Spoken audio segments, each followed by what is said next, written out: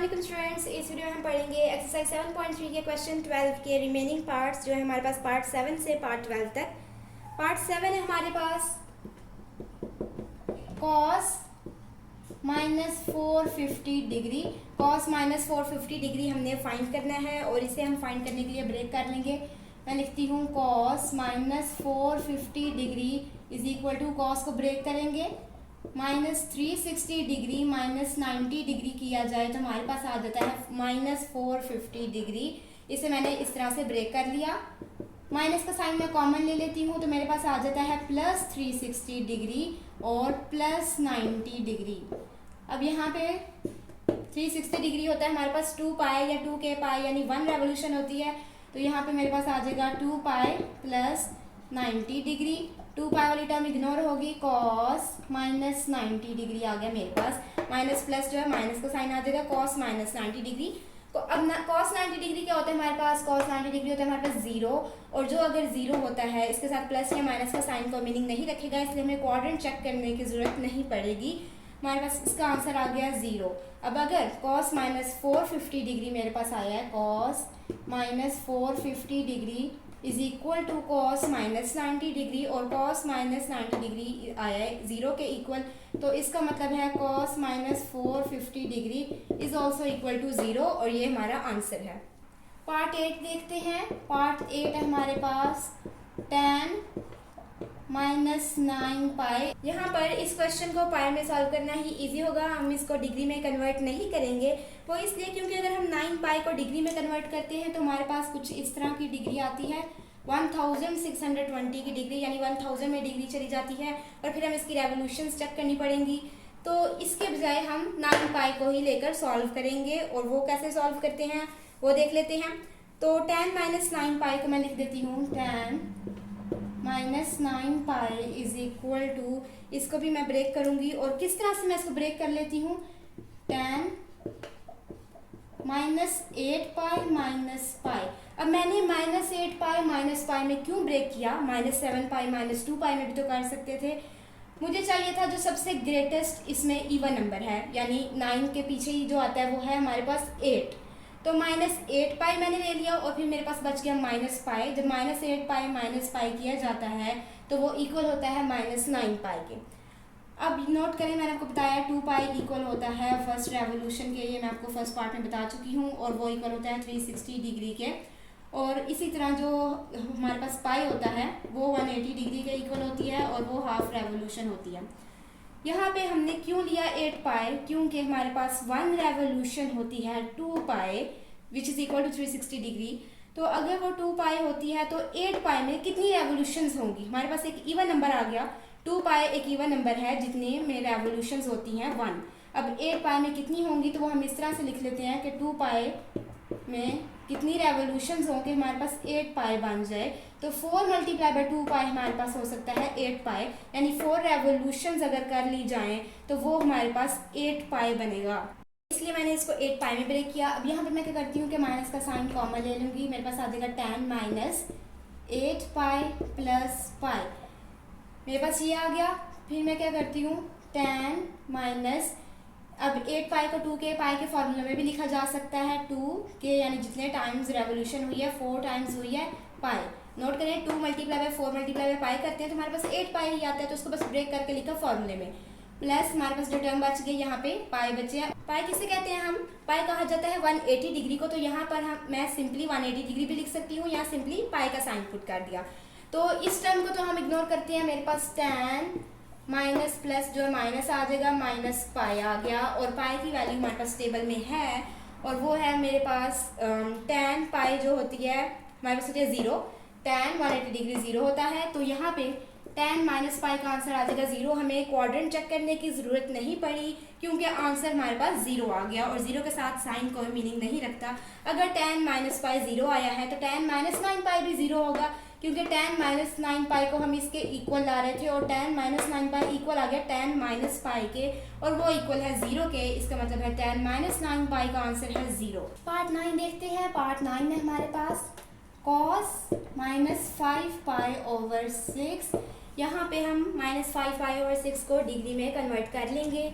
तो कैसे इसको कन्वर्ट करेंगे, -5 पाई ओवर 6 को डिग्री में लाने के लिए हम करेंगे इसको मल्टीप्लाई 180 ओवर पाई से। पाई और पाई कट होगा, -5 मल्टीप्लाई बाई 180 हो जाएगा और नीचे 6 आ जाएगा।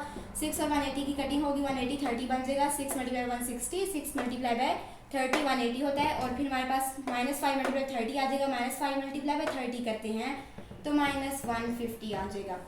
इसका मतलब है cos -5 पाई ओवर 6 का हमारे पास डिग्री में आ जाता है cos -150 डिग्री। ये हमारे पास क्वेश्चन है, इसको डिग्री में कन्वर्ट कर लिया हमने। इसको सॉल्व करना शुरू करते हैं।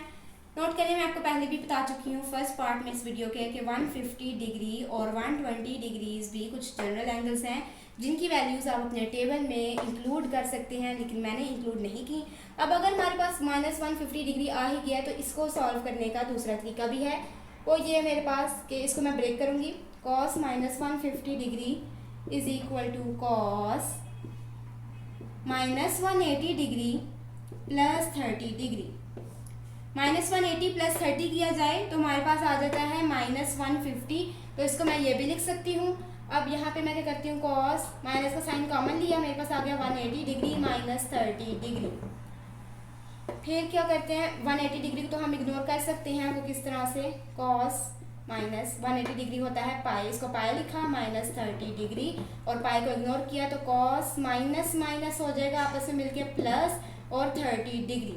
cos 30 डिग्री आ गया हमारे पास। cos 30 डिग्री हमारे पास कैसे आएगा, cos होता है बेस ओवर हाइपोटेन्यूज और ये 30 डिग्री की ट्राइंगल है, इसमें बेस है हमारे पास √3 और हाइपोटेन्यूज है 2, तो cos 30 डिग्री हो जाएगा √3 ओवर 2 यानी बेस ओवर हाइपोटेन्यूज। इसका आंसर आ गया हमारे पास √3 ओवर 2। अब यहाँ पे नेगेटिव साइन आएगा कि नहीं वो हम देखेंगे एंगल से। क्वेश्चन में गिवन एंगल 150 डिग्री, तो 150 डिग्री लाई करके सेकंड क्वाड्रेंट में जिसमें सिर्फ सेकंड और को सेकंड पॉजिटिव होता है, इसका मतलब है आंसर में मेरे पास नेगेटिव साइन आएगा और cos -150 डिग्री का आंसर है -√3 ओवर 2। अब सॉल्व करते हैं पार्ट 10।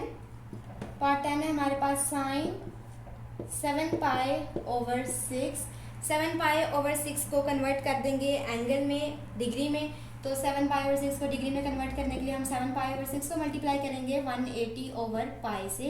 पाई और पाई की कटिंग होगी, 7 मल्टीप्लाई बाय 180 हो जाएगा और 6 नीचे आ जाएगा, 6 की और इसकी कटिंग होगी, 7 मल्टीप्लाई बाय 30 आ जाएगा जिसका आंसर आएगा हमारे पास 210।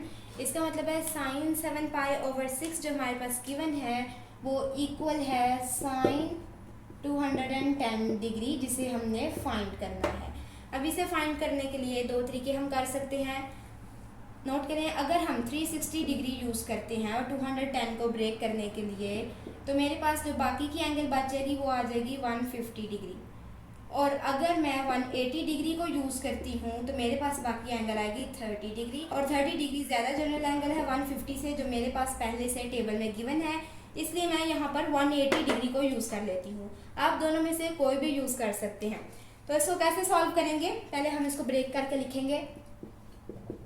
Sign 210 degree is equal to sine, इसको ब्रेक किया, ब्रेक इस तरह से करेंगे 180 degree plus 30 degree. 180 degree plus 30 degree मेरे पास क्या बनेगा 210 डिग्री, तो इसको मैं इस तरह से लिख सकती हूँ कि 180 डिग्री प्लस 30 डिग्री का साइन इक्वल है साइन 210 डिग्री के।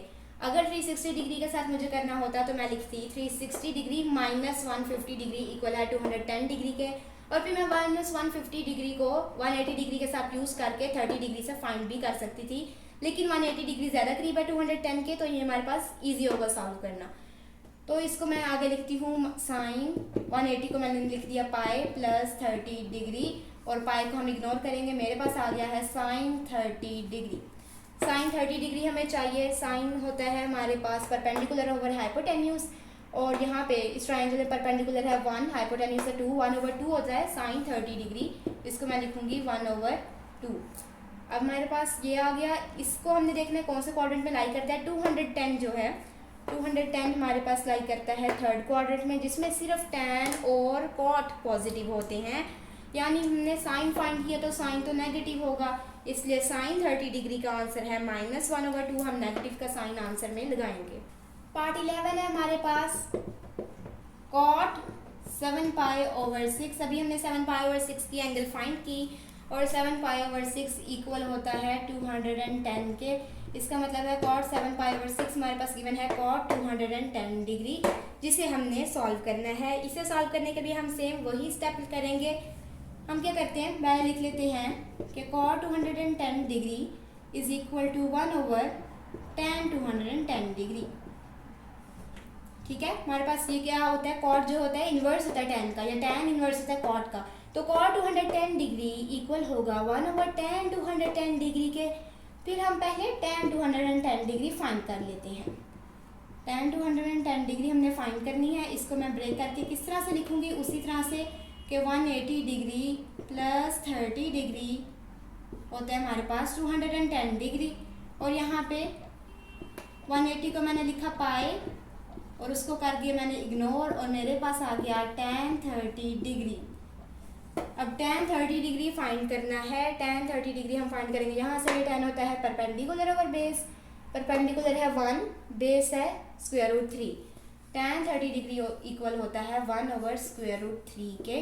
नेगेटिव साइन आना है या नहीं वो 210 डिग्री को देख के पता चलेगा।